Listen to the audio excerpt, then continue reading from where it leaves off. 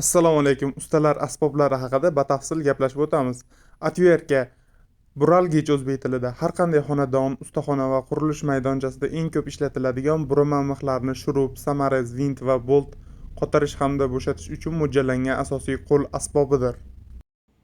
Xalq tilida ko'pchilik razvedka deyiladigan, yozilishi esa rozetka, maishiy texnika va elektron qurilmalarni umumiy elektr tarmog'iga xavfsiz ulash uchun xizmat qiladi.